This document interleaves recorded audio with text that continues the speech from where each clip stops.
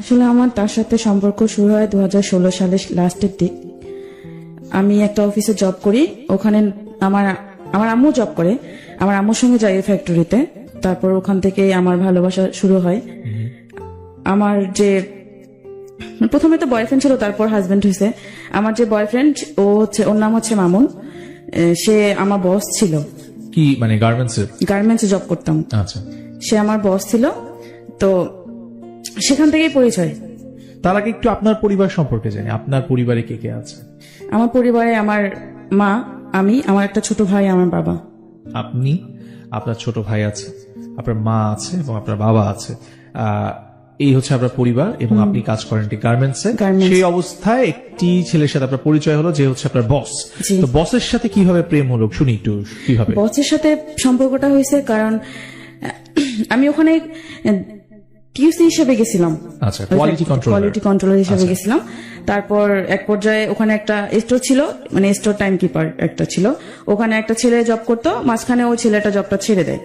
তারপর আমার যে বস, মানে আমার মামুন আমার আম্মুকে বলে, আমার আম্মু ওই ফ্যাক্টরিতে জব করতো, পরে আমার আম্মুকে বলে আমাকে বললো যে, আমার আম্মুকে বলতেছে যে তোমার মেয়ে তো অনেক মানে কথাবার্তা দিয়ে স্মার্ট আছে, আর লেখাটা অনেক সুন্দর, তাহলে তাকে আমরা স্টোরে বসে দিই। তারপরে বললো আচ্ছা ঠিক আছে, যেন কোনো সমস্যা না হয়। আমার আম্মু বলতেছে যে ওর তো কেউ নাই, আমার আবার বাবা নেই, ঠিক আছে। যে বর্তমান যে বাবা, সে হচ্ছে আমার সৎ বাবা। আচ্ছা, বলতেছে ওর তো বাবা নাই, আজ থেকে আপনি ওর গার্জিয়ান, ওর কিছু হলে আপনি দেখে শুনে রাখবেন। আচ্ছা, এভাবে বলছে। তার সাথে আপনার বয়সের ডিফারেন্সটা কত? বয়সের ডিফারেন্স অনেক। কত হবে সেটা? আমার তো বয়স 23 চলতেছে। না, যখন আপনার প্রেম করেছেন তখন, আমি তখন থেকে যদি বলি, আপনার সাথে তার বয়সের ডিফারেন্স কত? 5 বছর, 10 বছর? 10 বছর। 10 বছর হবে। আচ্ছা, ঠিক আছে, তারপর বলেন। তারপর আম্মু বলতেছে ওর তো কেউ নাই, ওর বাবা নেই, তাহলে আমি আপনাকে আমার মেয়ে হাতে তুলে দিলাম, আপনার হাতে। তো বলতে আচ্ছা ঠিক আছে, সমস্যা নাই, আমি ওকে দেখে শুনে রাখবো, ঠিক আছে। পরে বলছে আচ্ছা ঠিক আছে। আম্মু তো নিশ্চিন্ত হলো। ও এমন একটা মানুষকে কথা দিয়ে ভুলাই ফেলতো, আর ওকে প্রচুর বিশ্বাস করতো মানুষ। তারপর ও আমাকে স্টোরে কাজ দেয়, স্টোরে কাজ দিতে দিতে ও আমাকে মানে নানান ভাবে বোঝাইতো যে সে আমাকে পছন্দ করতো, অনেক কিছু করতো, আমার কাছে আসার চেষ্টা করতো। আমি বুঝতাম যে সে আমাকে পছন্দ করে, এরকম। আচ্ছা, তারপর আমি তাকে এক পর্যায়ে আমাকে বলতেছে যে আমাকে অনেক ভালো লাগে, আমাকে বলছে যে ভালো লাগে। ও আমাকে বলেন। ও যখন 5টা বাজে, ম্যাক্সিমাম 5টার পর ফ্যাক্টরি অফ থাকে, তারপরে অনেক সময় দেখা যায় 8টা পর্যন্ত অফিস চলে, 5টা পর্যন্ত ও আমার কাছে বসে থাকতো। 5টার পর আমার পাশে বসে থাকতো, বাসায় যেত না, আমার সাথে কথা বলতো, গল্প করতো, ওর নাকি ভালো লাগতো, বাসা যেতে নাকি। এই ব্যাপারগুলো আপনি যেহেতু গার্মেন্টসে কাজ করতেন, অন্যরা দেখতো না? অন্যরা দেখতো, বুঝতো হয়তো, কেউ কিছু বলতো না, বস যেহেতু কেউ কিছু বলতো না। একটু আমি দর্শকদের কাছে যাব। এখানে প্রচুর বন্ধু রয়েছে যারা তোমরা গার্মেন্টসে জব করো, আমি জানি, যারা সাভারে, গাজীপুরে, মোহাম্মদপুরে, মিরপুরে, শ্যামলীতে, বাড্ডাতে, বিভিন্ন জায়গায় ছড়িয়ে ছিটিয়ে রয়েছে। হয়তো আজকে অনুষ্ঠানটা শুনছে, একটু মনোযোগ দিয়ে শুনবে। আজকে কিন্তু একজন মানুষ এসেছে, সে একটা গার্মেন্টসে জব করতো এবং তার সাথে তার বসের, এবং যিনি গার্মেন্টসে জব করতেন তিনি তার চাইতে একটি বেটার পজিশনে জব করতেন। কিভাবে তাকে প্রেমের ফাঁদে ফেললেন সেই গল্পটাই তিনি আজকে এখানে বলতে আসছেন। আপনারা যারা গার্মেন্টসে জব করেন বা যে কোনো পেশায় জব করেন, মনোযোগ দিয়ে আজকে এই নারীর গল্পটা শুনবেন। শুনি। তারপর মাহমুদা, কি হলো? তারপর আমার পাশে আয়সা এসে বসতো, তারপর আমাকে বলতো যে ওর এত তাড়াতাড়ি বাসা যেতে ভালো লাগে না, আমার কাছে বসে থাকতে মন চায়, আরো অনেক কথা বলতো। তখন আপনি যাকে প্রশ্ন করেছেন তার পরিবারে কে আছে? যখন প্রশ্ন করেছিলাম বলতে, আমি তখন প্রশ্ন করিনি কখনো। আচ্ছা, আমি কখনো প্রশ্ন করিনি। আপনার সাথে একটা মানুষের কথা হচ্ছে, আপনি কখনো জিজ্ঞেস করবেন না আপনার ফ্যামিলি? আর ওকে দেখলে মনে হয় না যে ও বিয়ে করছে কিংবা এরকম টাইপের, এটা কখনোই মনে হইতো না। কিন্তু তার ফ্যামিলিতে কে আছে আপনি জিজ্ঞেস করেননি? আমি পরে জিজ্ঞাসা করছি। আচ্ছা, সেটা অনেক পরে জিজ্ঞাসা করছি। আচ্ছা, আমি তো প্রথম ভাবছি যে ও বিয়ে করে নেই বা এরকম, যেহেতু আমার সাথে এরকম করতেছে। তারপরে কি হলো? তারপর ও আমার পাশে এসে বসে, আমাকে সবসময় প্রতিদিন চলতো, মানে আমাকে যতক্ষণ পর্যন্ত ওর প্রতি দুর্বল করতো না, ততক্ষণ পর্যন্ত মানে ও আমার পিছনেই লেগে থাকতো, করতো। তারপর আমি বুঝতাম যে ও আমাকে পছন্দ করে। তারপর আমি ওর মানে এমন সিচুয়েশনে ফেলাইতো, মানে বিশ্বাস করতে বাধ্য হইতাম যে আসলে সত্যি মনে হয় মানুষটা আমাকে ভালোবাসে, সত্যি মনে হয় আমাকে পছন্দ করে। এরকম করতে করতে তার সাথে আমার রিলেশন একটা জড়ায় যায়। রিলেশনে জড়ায় যায়। কতদিন সময় নিল এই যে আপনি মানে চাকরিটা নিলেন এবং ওই যে আপনি স্টোরে দায়িত্ব নিলেন, সেখানে বুঝতে পারলেন যে সে আপনাকে ভালোবাসে, এই সময়টুকু কতটুকু যে আপনি এটাকে পছন্দ করে ফেললেন বা ভালোবাসলেন, কতদিন হবে? এটা হবে হচ্ছে আমার 2 মাস। 2 মাসের ভেতরে সে আপনাকে কনভিন্স করলো যে সে আপনাকে ভালোবাসে এবং আপনিও বুঝে নিলেন যে হ্যাঁ, আমি আপনাকে বুঝে ভালোবাসে। নিয়েছি যে সে আমাকে ভালোবাসে। ওকে, গুড। তারপর আমার ওর সাথে সম্পর্ক হওয়ার পরে ভালোই ছিল, সবকিছু ভালো ছিল। তারপর একদিন ও আমাকে বলতেছে, আমার আরেকটা ছেলে ছিল, ও তো আমাকে ওকে ওর সঙ্গে খুব ইয়া ছিল। তারপর বলতেছে যে ওরে ডাক দিয়ে বলছে ওর একটা রুম লাগবে, মানে ওর ফ্যামিলি আছে, ফ্যামিলিকে নিয়ে আসবে। আমি তখনও জানতাম না যে তার ইয়া ছিল, ওয়াইফ ছিল। ঠিক আছে, তারপরে আমি আর ওই ছেলেটা ওর জন্য বাসা খুঁজতে যাই। বাসা খুঁজতে যাওয়ার পর অনেক বাসা খোঁজার পর একটা বাসা পাই। তারপর ওকে এসে বলি, পরে ও বাসাটা দেখতে যায়। বাসা ওর পছন্দ হওয়ার পর তার মানে 1 তারিখে ওর বউ নিয়ে আসে, ওর ওয়াইফ নিয়ে আসে, ওর ওয়াইফ ওর বাচ্চা নিয়ে আসে। যখন বাচ্চা নিয়ে আসে তখন আমি মানুষের কাছে শুনি যে এরকম যে ওর বউ আছে, বাচ্চা আছে। তারপর আমার কাছে অনেক খারাপ আছে, মানে কষ্ট পাইছিলাম। কষ্ট পাতে তারপর আমি একটু পিছিয়ে গেছিলাম। পিছিয়ে যাওয়ার পর তারপরে দেখি ও আমার অনেক ইয়া করতো, ওর প্রতি দুর্বল করতো, নানান ভাবে বুঝাইতো। আর শুরু থেকে আমার প্রতি ওর একটা অন্যরকম ইয়া ছিল। এটা আমি আগে বুঝি নাই, কিন্তু এখন বুঝতে পারছি। আমার সাথে এমন কিছু কাজ করছে যে ওর বউ থাকা সত্ত্বেও আমি ওর প্রতি দুর্বল হয়ে গেছি। অফিসে যখন আমরা একা বসে থাকতাম তখন। আপনার সাথে তার ফিজিক্যাল রিলেশন হয়েছিল? ফিজিক্যাল রিলেশন হয়েছে। এটা মানে আপনি তার ওয়াইফ আছে এটা জানার আগে? ওয়াইফ। আপনি কিন্তু অনেক কিছু লুকিয়ে যাওয়ার চেষ্টা করছেন। আপনি যদি লুকিয়ে যান তাহলে আমি কিন্তু আমার গল্প শুনতে পারবো না। সো আপনাকে ক্লিয়ারলি কথা বলতে হবে। প্রথমত হচ্ছে আপনি তার সাথে পরিচিত হলেন এবং পরিচিত হওয়ার পরে আপনার তার সাথে সম্পর্ক হলো এবং এরপর আপনি বললেন তার বাসার মধ্যে তার ওয়াইফ চলে আসছে। এর মধ্যে আপনি কিছুই জানতেন না। তারপরে যখন আপনি জানলেন যে তার বিয়ে হয়ে গেছে, এরপর আপনি তার সাথে কেন চললেন? এরপর আমি তার প্রতি প্রচুর দুর্বল হয়ে গেছিলাম। তাকে অনেক ভালোবাসছি, অনেক ভালোবেসে ফেলছি। এই 2 মাসের মধ্যে? এই 2 না, অনেক 5-6 মাস হয়ে গেছে। সেই 5-6 মাসে কিছুই তো গল্প আপনি আমাদেরকে বললেন না। আপনি তো বললেন যে 2 মাসের মধ্যে আপনি বাসায় 2 মাসের ভিতরে ওর সাথে আমার রিলেশনটা হয়। হ্যাঁ, রিলেশন হয়। তারপরে ওর সাথে আমার ফিজিক্যালি রিলেশন হয়। হ্যাঁ, সেটা আপনি এড়িয়ে যাচ্ছেন কেন? সেটা যদি আপনি না বলেন আমার দর্শক তো জানবে না। ফিজিক্যালি রিলেশন ওর বাসায় ওর ইয়াতে হয়। হ্যাঁ, তো এইটার জন্য আপনি নিজে গেছিলেন তার সাথে? আমি নিজে যাইনি, সে আপনাকে নিয়ে গেছে। সে আমাকে নিয়ে গেছে। তখন আমি তখনই আমার সেক্ষেত্রে আপনি জানতেন না না, আমি জানতাম যে সে তখন ম্যারিড? জানতাম না। তো এটা হচ্ছে আপনার রিলেশনের কতদিন পরে? সম্পর্কটা হওয়ার কতদিন পরে? সম্পর্ক হওয়ার 3 মাস পর। সম্পর্ক হওয়ার ঠিক 3 মাস পরে আপনি তার সাথে ফিজিক্যাল রিলেশনে চলে গেলেন। আচ্ছা, এরও 3 মাস পরে আপনি জানলেন যে তার বিয়ে হয়েছে, তাই তো? এই যখন জেনে ফেললেন যে সে বিয়ে করেছে, তখন আপনি কি ডিসিশন নিলেন বা কি করলেন? আপনি প্রথম কি করেছিলেন বলেন তো?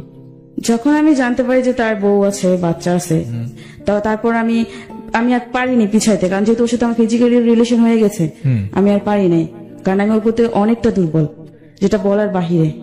ওকে, তার মানে আপনি ফিজিক্যালি একটা মানুষের সাথে ইনভলভ হয়ে যাওয়ার কারণে আপনি তারপরে আর চাইলেও আপনি ব্যাক করতে পারি নাই। আচ্ছা, মূল কারণ? হাঁটার চেষ্টা করলেও পারি নাই আমি। তখন ভালোবাসা ছিল না? আসলে ভালোবাসা ছিল আমার ভিতর, আমি ওরে ভালোবাসছি, কিন্তু ও তো আমাকে ভালোবাসে নাই। হ্যাঁ, তাহলে আপনি ব্যাক করতে চেয়েছিলেন কেন? তখন তো আমি বুঝি নাই সে কোন দিকে যাবে। আমি আগেই বলে রাখি যে মানুষটা আসছেন তিনি অনেক কিছু এড়াই যেতে চেষ্টা করছিলেন, বাট আমার কাছে মনে হলো যে গল্পের আগে উনি অনেক কিছু বলতে চাবেন, কিন্তু লাইভে এসে গল্পটা বলবেন না, কারণ ব্যক্তিগত পর্যায়ে আমি ঘটনা শুনে কি করবো, শোনার দরকার আমার লিসেনারের। আপনারা লিসেনাররা এটা আমাদেরকে শুনতে হবে। সো আজকে যারা লাইভটা দেখতেছেন, let's share this live, because এই ঘটনা শুধুমাত্র মাহমুদার সাথে ঘটে না, প্রচুর মাহমুদা এরকম ছড়ায় ছিটায় আছে। স্পেশালি তোমরা যারা গার্মেন্টসে জব করো বা বিভিন্ন নারী বন্ধু রয়েছে, তোমরা যারা বিভিন্ন জায়গায় জব করো, তোমাদেরকে আমি স্পেশালি বলবো just share this, please share this, because এই যে আমরা যারা বিভিন্ন অফিসে জব করি, আমাদের মধ্যে নারী পুরুষ সবাই মিলেই তো জব করে, তো সেখানে একদল সুযোগ সন্ধানী মানুষ থাকে যারা এই ধরনের টোপগুলো ফেলে যে তোমাকে আমি প্রতিষ্ঠিত করে দিব, কিংবা তোমার সাথে কথা বলতে আমার ভালো লাগে। এই যে নাটকগুলো করে, এই নাটকের একটা রূপ রেখা আজকে আপনারা দেখতে পাবেন, এবং এই কারণে আমি মাহমুদাকে আসলে ও যে এই বিষয়গুলো এড়িয়ে যেতে চাচ্ছিল সেগুলো আমি ওকে বলাচ্ছি। এতে করে আমাকে হয়তো খানিকটা সময় ব্রেক নিতে হচ্ছে, কারণ ও আসলে কথাগুলোকে একদম গুলিয়ে ফেলেছে। যে গল্পটা সে বলতে আসছে সেই গল্পটা, মেইন গল্পটা বাদ দিয়ে সে অন্য জায়গায় চলে যাচ্ছে।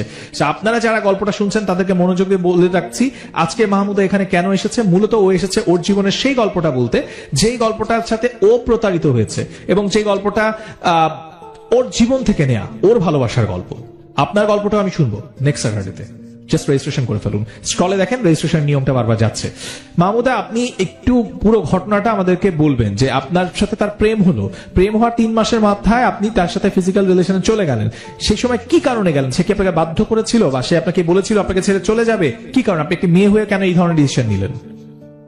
ও আমাকে ওর বাসায় ডেকে নিয়ে গেছিল, ঠিক আছে? ওর বাসা ডেকে নিয়ে গেছিল ওর কাপড় চোপড় ধোয়ার জন্য, রান্না করার জন্য, কারণ ও না খেয়েছিল, তো আমাকে ডাকছিল।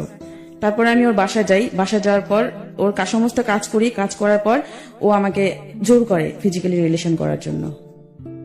ওকে, জোর করার পর আমার ওর সাথে ফিজিক্যালি রিলেশন হয়। ওকে, তারপর কি হলো বলেন?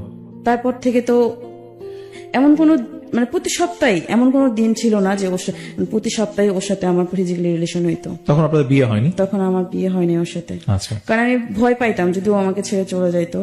মানে আপনি ওকে আপনার কাছে রেখে দেওয়ার জন্য সম্পর্কে বারবার যেতেন? হ্যাঁ। তাই, ঠিক আছে। তারপর কি হলো? তারপর ওর বউ আসলো, ওর বউ আসার পরে অনেক সমস্যা হয়েছিল আমার আর ওর মাঝে, ঠিক আছে? আমি ওকে বলতাম যে, কারণ এই সম্পর্ক এরকম করে তো আর হয় না সম্পর্ক। ও আমাকে সবসময় বলতো, যখন বললাম যে তোমার বউ আছে, বাচ্চা আছে, তুমি কি করবা, পরে ও আমাকে বলতো যে দেখো বউ আছে, বাচ্চা আছে, পরে না জানলেও চলবে, ওকে, যখন জানবে জানবে, এখন জানার দরকার নেই। আমাকে বলছে যখন জানবে তখন দেখা যাবে। আমাকে শুরুতে এভাবে বলছে, আচ্ছা, যে যখন জানবে তখন, জানলে জানুক, তখন দেখা যাবে কি হয় না হয়। তাই আমি বলছি, আমি তারপর ও যখন যেটা বলতো আমি তখন সেটাই বিশ্বাস করতাম। আচ্ছা। আমি ওর উপর ভরসা বেশি করছি, ঠিক আছে? আর ও আমাকে বলতো যে আমি বাসায় যাইতাম, যখন অফিস ছুটি হইতো আমাকে বলতো, জানো যখন অফিস ছুটি হইতো আমি তোমার কাছে কেন বসি জানো? আমার তো বাসা যেতে ভালো লাগে না, বাসায় গেলে আমার সাথে অনেক বাজে ব্যবহার করে, মানে বিড়ালের মতো বাসায় থাকতে হয়, মনে হয় কি যে আমার বউ স্বামী আর আমি হচ্ছি বউ, এভাবে বলছে। আমার উপর অনেক টর্চার করে আমার বউ, প্লিজ। আমি কাউকে কখনো বলি না, তোমাকে বলি। আমি এগুলো কথা শুনে কাঁদতো, কেঁদে কেঁদে বলতো। এগুলো কথা শুনে আমি আরো ওর প্রতি দুর্বল হয়ে যাই, আচ্ছা, যে আসলেই তো, কারণ মানুষ তো কষ্ট না পেলে এরকম কারোর সাথে রিলেশন করে না বিয়ের পর। হয়তো তার কোনো দুঃখ, মানে আপনার ধারণা হচ্ছে যে মানুষ কষ্ট পেলে বিয়ের পরে অন্য একটা রিলেশনে যায়, এটা আপনার ধারণা? আমার ধারণা ছিল এরকম। আচ্ছা, তারপর ও এরকম বলার পর আমি, কারণ কখনো আমি যাচাই করতাম না বা দেখতাম না যে আসলে ও এটা সত্যি বললো না মিথ্যা বললো, ঠিক আছে? তারপর আমি ওর বাসায় যাইতাম, কিন্তু আমাকে বাসায় ডেকে ডেকে নিয়ে যেত ওর বউর সাথে মানে পরিচয় করার জন্য, ভালো সম্পর্ক হওয়ার জন্য, যাতে ওর বউর সাথে আমার রিলেশনটা ভালো হয়। ও আচ্ছা, মানে তার ওয়াইফের সাথে আপনার পরিচয় করিয়ে দেওয়ার জন্য আপনাকে তার বাসায় নিয়েও গেছে? আচ্ছা, গুড। পাশাপাশি আমার বাসা থেকে ওর বাসা 5 মিনিট, আচ্ছা, এরকম বাসায় নিয়ে যায় ওর বউর সাথে আমার কথা মানে পরিচয় করে দেয়। আগে থেকে ফোন করে হয়তো বলে আমার কথা যে আমি আসবো, তারপর আমি ওর বাসায় যাই, ওর বউর সাথে আমার কথা হয়। তখন জানতো না, উনি জানতো না যে ওনার হাজবেন্ডের সাথে আমার সম্পর্ক। আচ্ছা, শুধু আমি আর ওই জানি, ওকে, আর আমাদের সাথে যারা মিশে তারা জানে, আমার অফিসের মানুষ জানতো। ওকে, মানে একটা মানুষ তো এগুলোর কথা তো লুকায় থাকে না, মানুষের আচার আচরণ দেখলে মানুষ বুঝতে পারে যে আসলেই কি আছে এদের ভিতরে। কারণ ও এমন করতো, মানে যেখানে যাইতো মানে আমি ছাড়া, মানে আমার নামটাই সবসময় ওর মুখে থাকতো, অফিসে সবসময় বলতো, আমাকে না দেখলে পাগলের মতো হয়ে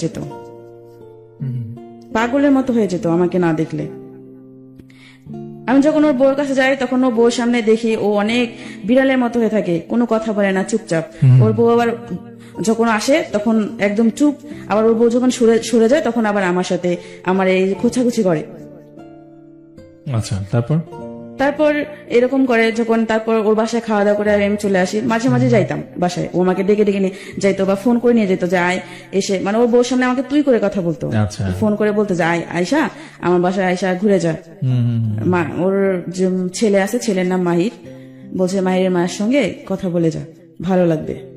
সারাদিন ও বাসায় থাকে, মানে আমাকে দেখতে পাবে ও, বিশেষ করে যেদিন বন্ধ থাকে সেদিন আমাকে যায়, কারণ ও দেখতে পারে না। আর ম্যাক্সিমাম সময় অফিস তো আমাদের ছুটি হয় রাত্রে 8টা বাজে, ও আমাকে নিয়ে বেরোতে পারে না, এই জন্য শুক্রবার করে যাইতো, আবার কখনো 5টায় ছুটি হলে আমাকে নিয়ে বের হইতো। এরকম করতে করতে ওর বউর সাথে আমার একটা ভালো সম্পর্ক তৈরি হয়। ওর বউ আমাকে বিশ্বাস করে প্রচুর, ছোট বোনের মতো ভালোবাসতো যেটা, ঠিক আছে, কারণ এই বিশ্বাসটা ও ঢুকাই দিছে আমাদের ভিতরে। ওকে। তারপর এরকম আসার পরে এরকম করতে করতে ও আমাকে সবসময় শুধু বলতো ওর বউ ওর সাথে বনে না, ওর বউরে ধরে মারে, এটা করে ওটা করে, আমাকে সবসময় বলতো যে আমার বউর সাথে আমার সম্পর্ক ভালো না, আমার বউকে আমি বলি কে ভালো না, তাহলে এখনো পর্যন্ত সম্পর্কটা টিকে আছে কেন, যেহেতু ভালোই না। পরে আমাকে একদিন বলে যে শোনো, আমি কই আপনি কি প্রেম করে বিয়ে করছেন? কয় না, আমি তো তাকে প্রেম করে বিয়ে করি নাই, আমার ফ্যামিলি দিছে। আচ্ছা। আমার ফ্যামিলি, আপনি কি দেখেন নাই? কয় না, আমি তো তাকে দেখি নাই, যে তার সাথে আমি তাকে দেখিও নাই, আমার ভাই দেখছে, আমার ভাবি দেখছে, তারপর আমার বাবা মা পছন্দ করে বিয়ে করেছে। তা আমি আপনার পছন্দ হয়নি? কয় না, আমার কখনোই পছন্দ হয়নি। তাহলে পছন্দ হয়নি, তাহলে আপনার যে একটা বাচ্চা আছে, এই বাচ্চাটা কিভাবে হলো? তাই আমি এই বাচ্চাটা তো আমি নিতে চাই নাই, ওর সাথে আমার বিয়ে শুরু থেকে সম্পর্ক ভালো ছিল না, এই বাচ্চাটা আমি চাইনি নিতে, ও সংসারটা টিকিয়ে রাখার জন্য এই বাচ্চাটা নিছে, যেন আমি বাচ্চাটার মায়ায় ওর সাথে সংসার করি। এভাবে বলছেন, কারণ আমি আমার বউকে কখনোই পছন্দ করিনি, হয়তো মানুষের সামনে দেখাইছি, কিন্তু আমি মন থেকে কখনো ওরে পছন্দ করিনি। যবে থেকে আমি ওরে বিয়ে করছি, আমার জীবনে একটা কুপা, ও কখনো আমার ভালো কিছু হয়নি। আচ্ছা, এই যে কথাগুলো বলছেন, এটা আছে কয় বছর আগে? এটা হচ্ছে এই যে 2 বছর আগে, 2 বছর, 1 বছর আগে। 1 বছর আগে।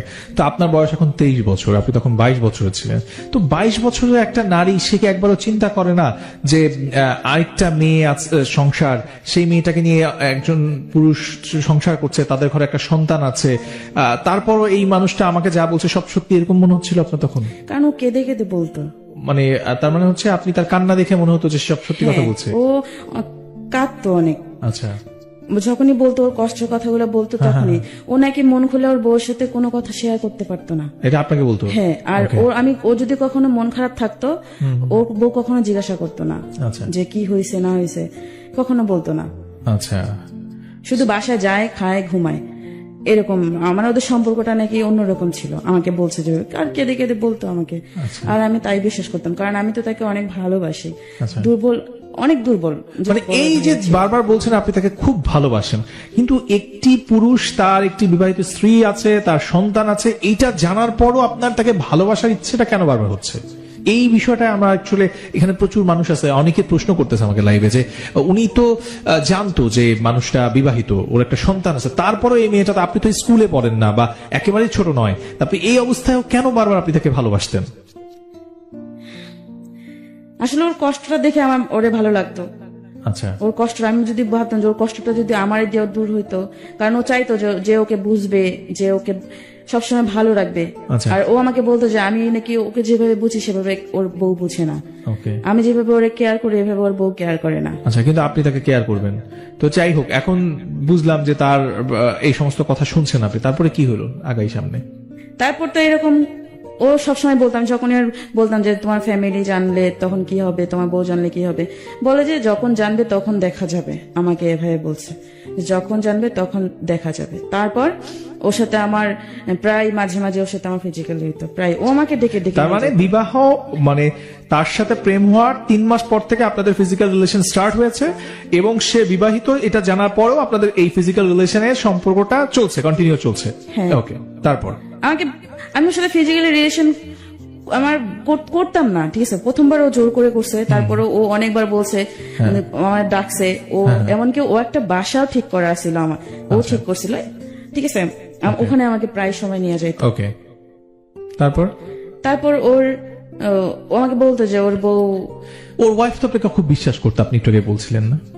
আপনি একটু আগে নিজের মুখে বললেন। হ্যাঁ, আমাকে বিশ্বাস। তার ওয়াইফ আপনাকে প্রচুর, কারণ আমি তো বয়স তো আমার অনেক ছোট তাদের থেকে, কারণ ওদের তো কেউ তো ভাববে না যে ওই লোকটার সাথে আমার এরকম সম্পর্ক হবে। এক্স্যাক্টলি কেউ ভাববে না, এবং এই জন্যই আমি করবে না কেউ, এক্স্যাক্টলি কেউ বিশ্বাস করবে না বলে আমি আজকে যারা লাইভে আমাকে দেখছেন তাদেরকে বলছি, কেউ ভাববে না, পয়েন্ট ইট, কেউ ভাববে না যে এরকম ঘটনা ঘটতে পারে। একটি মানুষ, একটি হাউসওয়াইফ, তিনি তার হাজবেন্ডের একটি ফ্রেন্ডকে ফ্রেন্ড হিসেবে ভাবেন, এবং সে আসে, তার ছোট বোন হিসেবে আসে, তুই তুকারি সম্পর্ক, কিন্তু এইটা নিয়ে কখনো কোনো সন্দেহের উদ্বেগ হতেই পারে না। খুব খুব স্বাভাবিক প্রক্রিয়া, কিন্তু সেই স্বাভাবিক প্রক্রিয়ার মধ্যে কি অস্বাভাবিক ঘটনা ঘটছে সেটা একটু চোখ কান খোলা রেখে শুনতে থাকেন। আর যদি প্রয়োজন মনে করেন লাইফটা শেয়ার করেন, বিকজ এই লাইফটা শেয়ার করলে আমি 1 টাকাও পাবো না, বাট লাইফটা শেয়ার করলে হয়তো কোনো একটা হাউসওয়াইফ, কোনো একটা বন্ধু, কোনো একজন স্টুডেন্ট যে এই লাইফটা পরবর্তীতে দেখবে সে সচেতন হবে। So আপনি একজন পুরুষ হন কিংবা নারী হন, just share this life. Mahmuda, তারপরে কি হলো বলেন? তারপর ওর যে ওয়াইফ ছিল আমাকে প্রায় মানে ভালো মন্দ কিছু রান্না করলে আমাকে ডাকতো যে আসো বাসায় আসো, বা ও ডাকতো কিনা জানি না, হয়তো মামুন বলতো, এই কারণে হয়তো আমাকে উনি ফোন করতো বা মামুন ফোন করতো, আমাকে বলতো, বাসায় ডাকতো, আমি চাইতাম, ও ছেলেকে আদর করতাম, চলে আসতাম। এরকম করতে করতে অনেকদিন যায়, ও আমাকে বাইরে নিয়ে যায়, বাইরে ঘুরতেও নিয়ে যায়। অনেক সময় দেখা যায় প্রচুর মিথ্যে কথা বলতো, আচ্ছা, প্রচুর মিথ্যে। আমি বুঝতাম, কিন্তু পরে ও অস্বীকার, মানে এমন একটা সিচুয়েশন তৈরি করে আমার ওই মিথ্যা কথাটা বিশ্বাস করতে হতো, এমন একটা পর্যায়ে আসে। তারপর আমি ওর যখন আমারে প্রায় সময় বলতো যে ওর বউ মানে ওর বউরে দিয়ে ওর যায় না, আচ্ছা, আমি বেস্ট, আচ্ছা, এই বলতে যে রাস্তায় ও নাকি যতদিন বিয়ে হয়েছে হয়তো চাপে পড়ে ওর বউকে বাইরে নিয়ে গেছে, কিন্তু কখনো ওর বউর সঙ্গে বাইরেও নিজের ইচ্ছা যাইতে চায়নি। আচ্ছা, আমাকেই সবসময় সময় দিত, মানে এই আমার সাথে সম্পর্ক হওয়ার পর থেকে আমাকেই সবসময় সময় দিত, বাসায় সময় দিত না।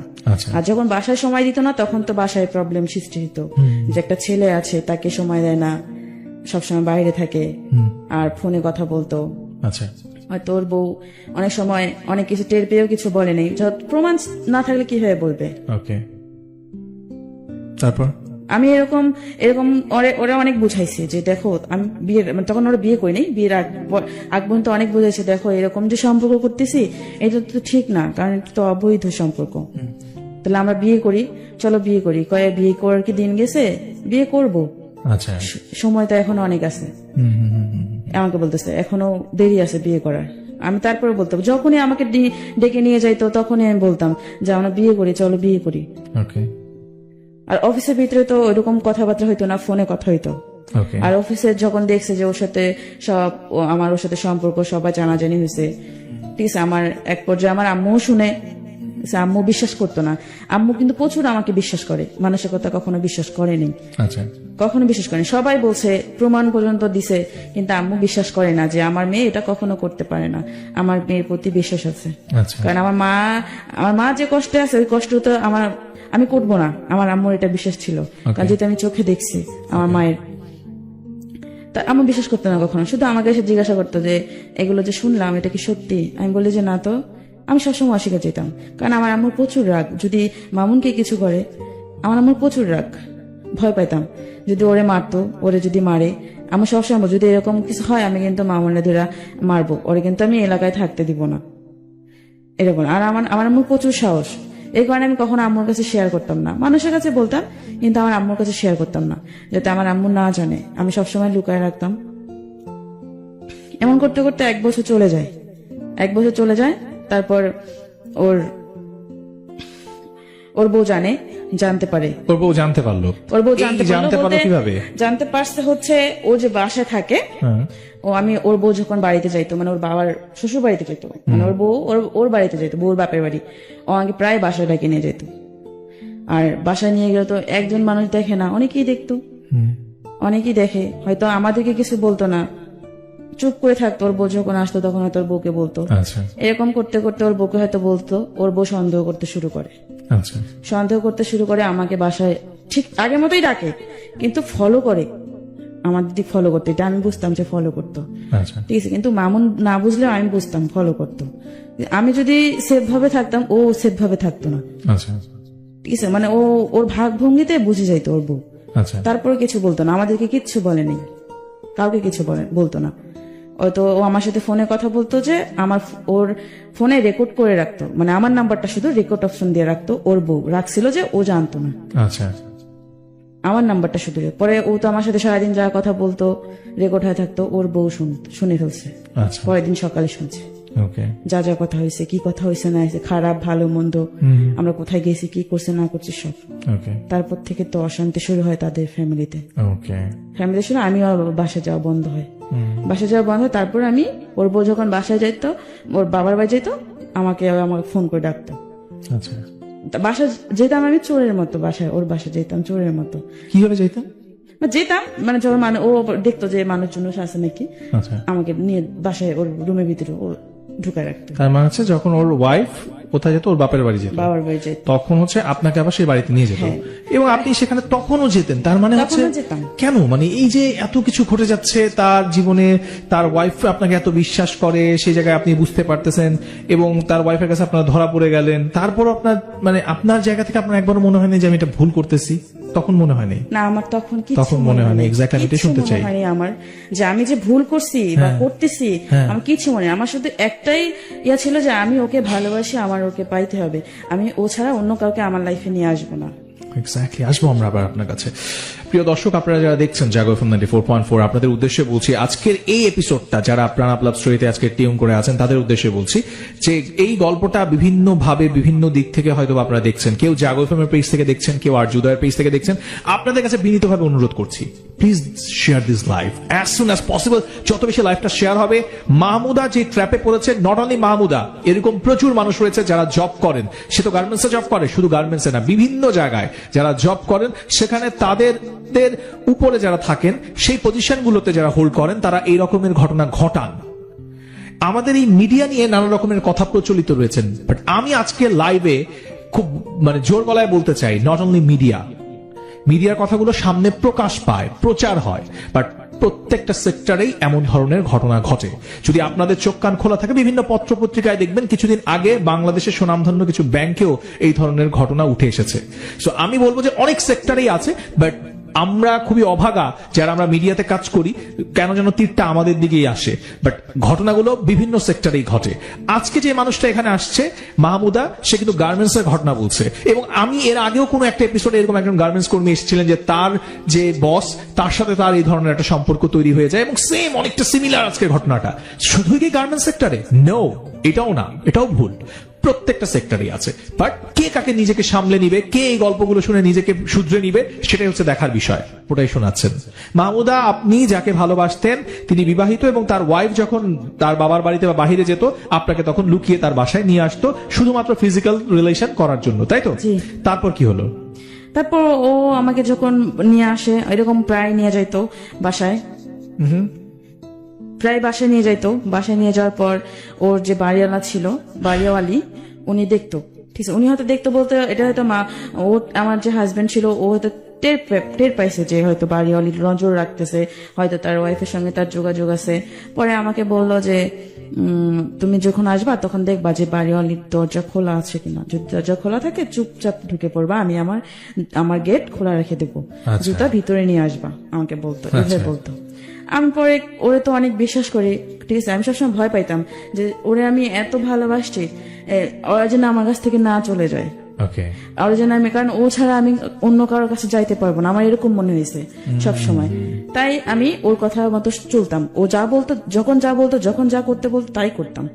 তারপর আমি এরকম দেখতাম, লুকায় লুকায় আসতাম। আর একটা ছেলে ছিল, ও পাহারা দিত। আর একটা ছেলে ছিল যে আমাদের সবটা জানতো, ঠিক আছে, ওকেও কিন্তু খুব ভালোবাসতো, আমার মনের ওয়াইফ ওকেও ভালোবাসতো খুব, ঠিক আছে, কিন্তু তারপর ও পাহারা দিত, ও কিছু বলতো না। পরে একদিন ও আমাকে প্রায় সময় বাসায় যখন নিয়ে যায়, ওর রুম তো এলোমেলো হয়ে থাকে, আমাকে দিয়া, আমি যখন যাইতাম তখন সবকিছু পরিষ্কার করে দিয়ে আসতাম। তারপর একদিন আমরা ফ্যাক্টরিতে আসার পর ওর ওয়াইফ ওরে না বইলা চলে আসছে বাসায়, চলে আসছে। ও তো একদম ইয়ে হয়ে গেছে যে না বলে, ফোন না দিয়ে, কিছু না বলে চলে আসছে, হয়তো কোনো কারণ আছে, কারণ ওর বউ ওর হয়তো না বলে, যেহেতু আমাদের বিষয়টা জানতে পারছে, এই কারণে হয়তো চুপচাপ আসছে, করে না কিছু না জানে, ও ভয় পেয়ে গেছিল। পরে আমাকে বলতেছে, দেখো ও মনে হয় কিছু জানতে পারছে, এই কারণে ওই চুপচাপে আসছে, আমাকে কোনো ফোনও দেয় নেই, ইয়া করেনি। আমি জানতে পারছি, তাহলে এখন কি করবেন, কি করবা? আমি বলছি কি করবা, কি করা, জানলে জানছে, মানুষ কি করে না, আমাকে বলতেছে। আচ্ছা, আমি তারপরে ওর কথা বলছি, শুধু ঠিক আছে বলে গেছি। আচ্ছা, যখন যেটা বলছি তখন সেটা বলছি, ঠিক আছে। পরে লাস্টের দিক 2018 সালের দিক, এরকম করে 1 বছর গেছে, এরকম করেই ফিজিক্যালি রিলেশন করেই 1 বছর গেছে। পরে 18 সালের দিক যখন লাস্টে আসলো, তারপরে ওর সাথে আমার মানে এটা নিয়ে অনেক কিছু হলো। ও আমার সাথে লুকায় লুকায় কথা বলে। যখন সবাই জানলো যে ওর সাথে আমার সম্পর্ক, আমার আম্মু বিশ্বাস করেনি সবাই বলছে, সবাই কানাকানি করতেছে যে ওর সাথে এই সম্পর্ক, এটা হয়েছে, এটা হয়েছে, এটা করছে, এখানে নিয়ে গেছে, ওখানে নিয়ে গেছে, এরকম ভাবে আমার আম্মুকে সবাই বলতেছে। আমার আম্মু বিশ্বাস করে না, যে বলে যে আমার মেয়ের প্রতি বিশ্বাস আছে, আমার মেয়ে কখনো এরকম কাজ করতে পারবে না। এমনকি আমার বাসায় যাইতো, আচ্ছা ও ওই ফ্যাক্টরি থেকে জব ছেড়া অন্য ফ্যাক্টরিতে জব নেই, 5টা বাজে আসতো ওই ফ্যাক্টরি থেকে, আসলে আমার বাসায় 8টা পর্যন্ত থাকতো, বাসায় আসতো। আম্মু বিশ্বাস করতে পারে যে ছাড় মানুষ আমার অনেক ভালোবাসে, এই কারণে আম্মু ওরে অনেক খুব বিশ্বাস করতো। আর কখনো ভাবতে পারে না যে ও এরকম কাজটা করবে। আমার আম্মু বাসায় রেখে যাইতো, আমার একটা ছোট ভাই আছে, এমনকি ও আমার বাসায় অনেকবার ফিজিক্যালি রিলেশন নিছে, আপনার নিজের বাসা? আমার নিজের বাসায়। ওকে দেন আমার নিজের বাসায় ফিজিক্যালি রিলেশন করতো। এই যে আসতো 5টা বাজে আসতো, আসলে এই যে 7টা 8টা পর্যন্ত থাকতো, গল্প করতো, এটা করতো। আম্মু তো বিশ্বাস করে বাসায় রেখে চলে যাইতো। কিন্তু আপনার মা জানতো যে আপনার বাসায় সে আসে? হ্যাঁ এটাও জানতো? হ্যাঁ আচ্ছা আসতো, প্রায় আসতো, আচ্ছা প্রায় আসতো যে আসে, কারণ যেহেতু ছাড় মানুষ আমার, আর আমাদের অনেক হেল্প করতো, মানে আমার ফ্যামিলিটা একটু ছিল, অনেক হেল্প করতো, ওকে সাহায্য করতো অনেক।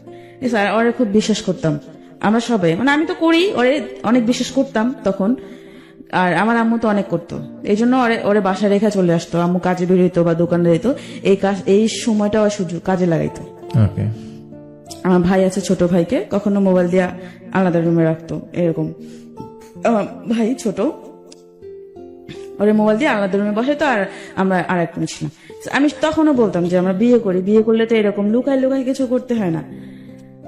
মানুষ কি করে না, মানুষ তো 2টা বিয়ে করতেছে, অনেকে 3টা বিয়ে করতেছে। পরে ও বলে যে করবে বিয়ে করতে গেছে, আর আমার তোমাকে ছাড়াও বাসায়, আমাকে বাসায় যান, তোমাকে ছাড়া আমার বাসায় যেতে ভালো লাগে না। আচ্ছা। বাসায় গেলে ক্যাশ ম্যাচ বলে যে খালি চিল্লি, ওর বউ নাকি খালি চিল্লা। ও আমায় যখনই জিজ্ঞাসা করি তখনই বলে যে ওর বউ সাথে বনে না, তখন কোনো সময় ভালো কথা বলে নেই যে ওর বউটা অরিয়া করে। আর একদিন, মানে এই ঘটনার পর একদিন বলতেছে আমি ওর ছবি পোস্ট করতাম, তো ছবি পোস্ট করলে আমাকে ওর বউ দেখতো যে আমি কেন ওর ছবি কেন পোস্ট করব। এটা তো স্বাভাবিক, একজন বউ হিসাবে তার হাজবেন্ডকে তো জিজ্ঞাসা করা দরকার যে কেন তোমার ছবি ও ফেসবুকে আপলোড করতেছে। ও বলে যে স্যার মানুষ আপলোড করতে পারে না, তাই বলে এইভাবে বলতেছে যে আমি ওরে কলিজা বলে ডাকতাম। আচ্ছা ঠিক আছে, এইভাবে দিতাম, মানে কখনো হাঁটুর পিক দিতাম, কখনো বড় মুখের পিক, অর্ধেক কেটে দিতাম, পুরোটা কখনোই দিইনি। আচ্ছা ঠিক আছে, ওর বউ বুঝতে পারতো যেটা ও, এটা নিয়ে অনেক সমস্যা হইতো। তারপরে হ্যাঁ একদিন চলে যায়, বাসা থেকে চলে যায় অনেক রাত্রে, বাচ্চাটাকে নিয়ে বের হয়ে চলে আসে। তারপর কোন নাকি বোনের বাসায় ছিল অনেক রাত, ও আবার খোঁজাখুঁজি করতে বের হয়। পরে আমিও আবার ওর সঙ্গে, মানে আমার একটা ভাস্তা আছে, ওকে নিয়ে বের হই যে কোথায় গেছে এত রাত্রে বাচ্চাটা নিয়ে। আমি আবার ওর সঙ্গে বের হই। পরে ও আমাকে বলতেছে তুমি আসছো কেন, তোমাকে দেখলে তো আরো সমস্যা হবে। পরে আমি বলছি না আমি আসি। পরে আচ্ছা ঠিক আছে, তারা দুজনে গেল। পরে খোঁজাখুঁজি, পরে ও ফোন দিল, কাকে জানি, ওর ভাইকে না কাকে ফোন দিয়ে বললো যে হ্যাঁ ও তো আছে, মানে ওর বউ আছে, ওর বোনের বাসায়, একটা বোনের বাসায় আছে, চৌরাস্তা না কোথায়। পরে ও নিশ্চিত হলো। পরে আমরা ওখানে একটা কলেজ গেট, আমি যেখানে থাকি ওখানে একটা কলেজ গেট আছে, ওখানে বসলাম। বসার পর অনেকক্ষণ কথাবার্তা বললাম, ওর বউর বিষয়ে কথা বলতেছে যে অনেক অশান্তি বাসার ভিতরে, আমার ভালো লাগে না, মানুষ কি করে না। আর আমি এখন কথা বলি না তোমার সাথে, ও কিন্তু আমার সাথে এই ইয়ার পর ও আমার সাথে কম কথা বলছে, বেশি কথা বলেনি, যাতে পরিবার ওর বউ বিশ্বাস করে যাতে আমার সাথে ওর কোনো সম্পর্ক নেই, এই কারণে কম কথা বলতো, বাসা থেকে কম বেরোইতো। আচ্ছা ঠিক আছে, আর বাসা থেকে যখনই বেরোইতো ওর বউ খালি সমানে ফোন দিত যে ওর বউ সুন্দর ছিল, যে হয়তো সুমি মাহমুদের কাছে গেছে, এরকম একটা ইয়া করতো।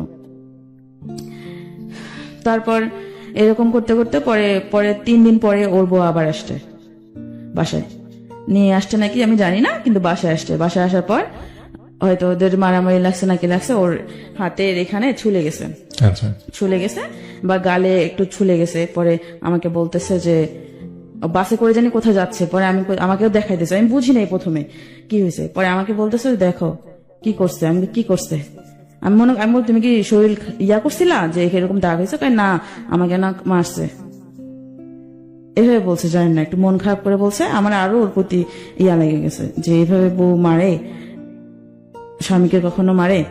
পরে আমি একদিন ওর বউকে জিজ্ঞাসা করছি যে শুনেন আপনি কি আপনার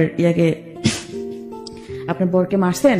পরে বলতেছে না আমি তো মারি নাই, এটা মিথ্যে কথা বলছে, আমি শুধু ওর তোমার সাথে ওর রিলেশন আছে নাকি এটা জানার জন্য আমি ওর গালে ধরছিলাম, আমার নোখটা হয়তো লাগছে, আমাকে এটা বলছে। তাহলে ও একভাবে বললো আর উনি আরেকভাবে বললো, আর কিছু বলেনি। আমাকে একদিন বাসায় আসছে, মানে বাসায় এসে আমাকে জিজ্ঞাসা করতেছে, উনি সহ মামুন সহ ওর বউ সহ আসছে, আয়সা আমার আম্মু বাজারে গেছে, ওদেরকে দেখে বাজারে গেছে। এখন আমাকে ওর বউ, ও আমার সামনে বসা, ওর বউ আমার সামনে বসা, আর ও আমার পাশে বসা।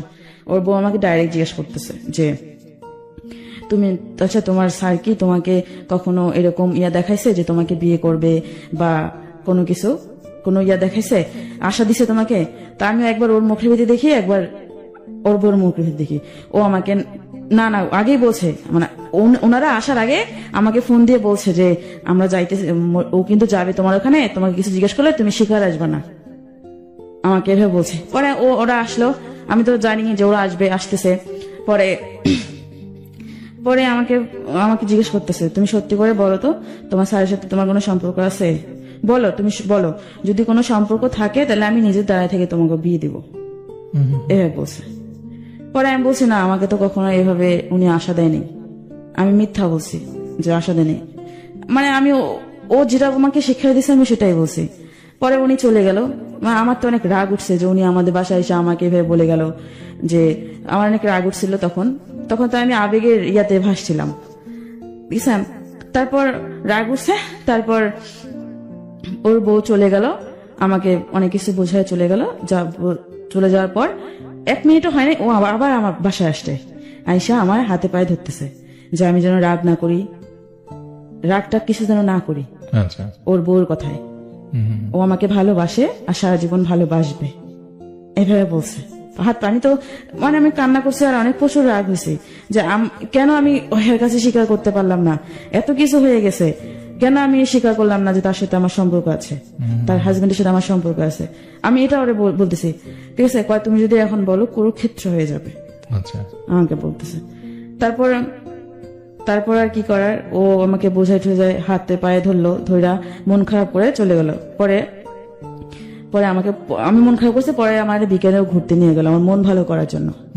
ওর বউ বুঝতে পারছে যে ও আমার কাছেই আসছে, কারণ ওর বউ তো অনেক চালাক, যেটুকু ওর মুখ থেকে শুনছি বুঝতে পারছে। বোঝার পরে একদিন এরকম করতে 18 সালটা গেল, এরকম ওই ফিজিক্যালি করতেই এভাবে আমাকে নিয়ে যাইতো, ওই আপুর বাসায় নিয়ে যাইতো, আবার নিয়ে আসতো, আবার যাইতো ওর যখনই প্রয়োজন হইতো।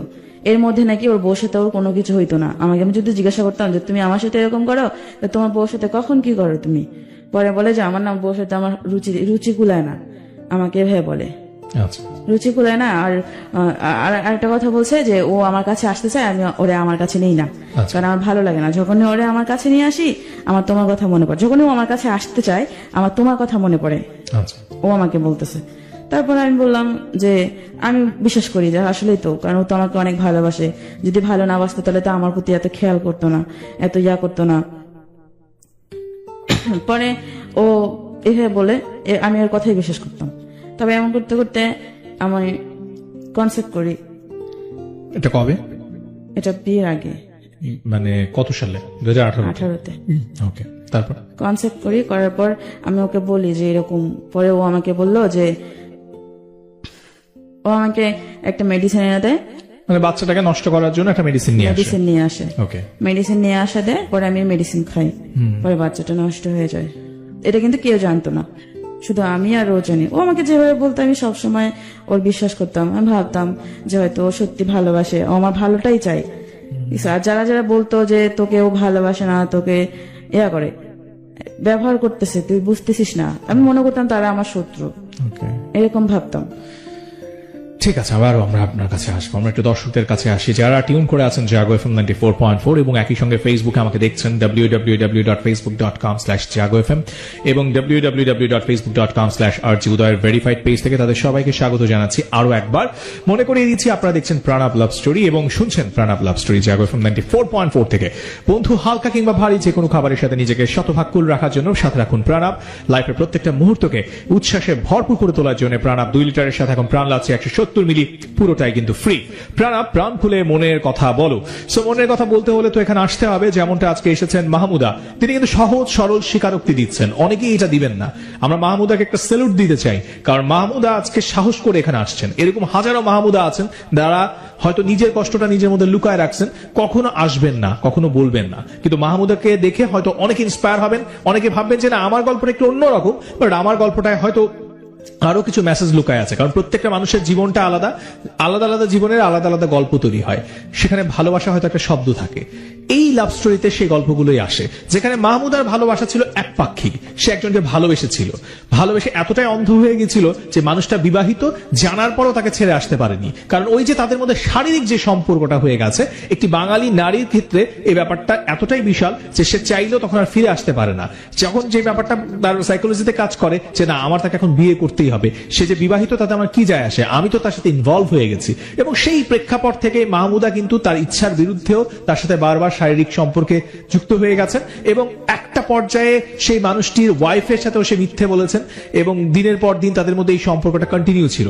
এক পর্যায়ে মেয়েটি প্রেগনেন্ট হয়ে যায়। কিন্তু সেই আবারও জঘন্য যে কাজটি আমাদের সমাজে প্রচলিত রয়েছে, অর্থাৎ এই অনাগত ভবিষ্যতের পিতৃত্ব কি হবে, কোনো পিতৃত্বের পরিচয় নেই, তাই সন্তানটিকে পৃথিবীতে আসতেই দেওয়া যাবে না, এবং তারই পরিণতি বাচ্চাটিকে নষ্ট করে দেওয়া হলো।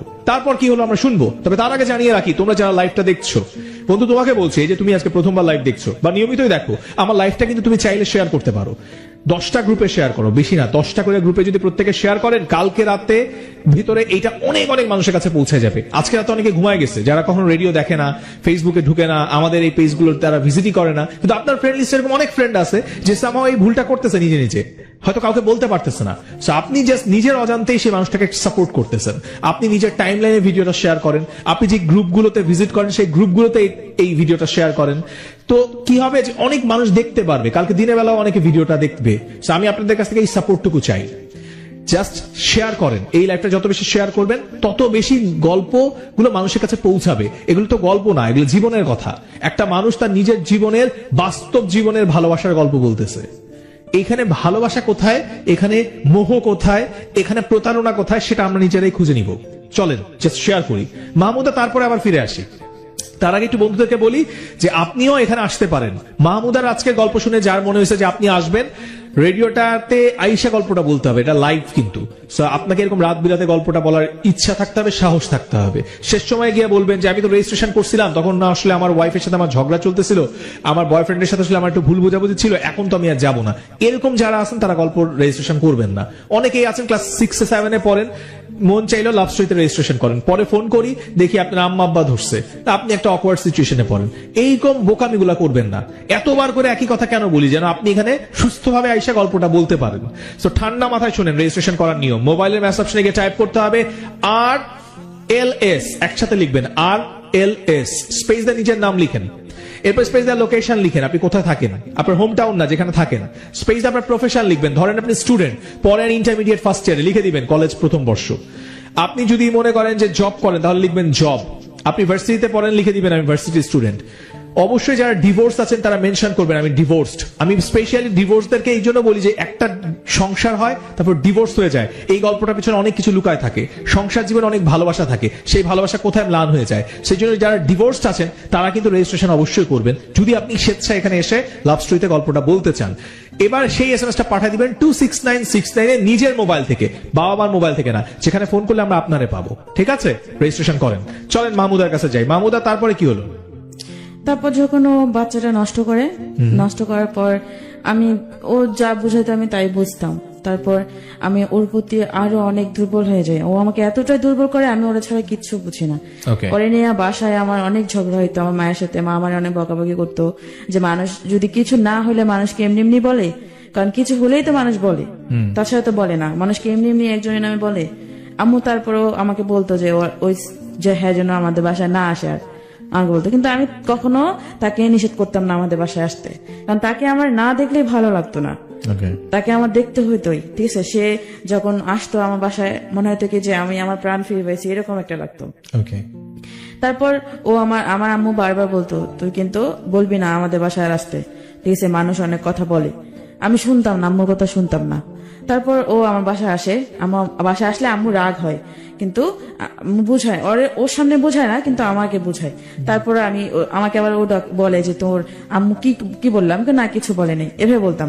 ও যদি আমার সাথে একটু বসে কথা বলে আমার খুব ভালো লাগতো। নিজেকে সারাদিন ওর সাথে দেখা নাইলেও অনেক খায়, মনে কি আমি অসহায় অনেক। আচ্ছা। আর ও যখন আসতো তখন মনে হতো যে ও ছাড়া মানে ওই আমার পুরো পৃথিবী, এরকম ভাবতাম। কারণ ওরকমটা আমার কাছ থেকে আমার কোরাই নিছে, যেন ওরে ছাড়া আমি কিছু না বুঝি, আর অন্য কারোর কাছে যাইতেও না পারি। কখনো কারোর সঙ্গে ফোনে কথা বলতে পারতাম না। আমার ফেসবুক অ্যাকাউন্ট যে ছিল ওটাও ওর কাছে থাকতো, কার সাথে SMS করে না করে সব দেখতো। ঠিক আছে। আবার অনেক সময় দেখা যায় আমার নাম্বার ট্যাপেট করে রাখতো, আমার কল সব ওর ফোনে যাইতো, এরকম রাখতো। মানে দেখতো যে আসলে আমি ওর প্রতি কতটা দুর্বল, কারণ যতটা আমি ওর প্রতি দুর্বল হব ততটাও আমাকে ব্যবহার করতে পারবে। কিন্তু আমি তখন বুঝি নাই, এখন বুঝি।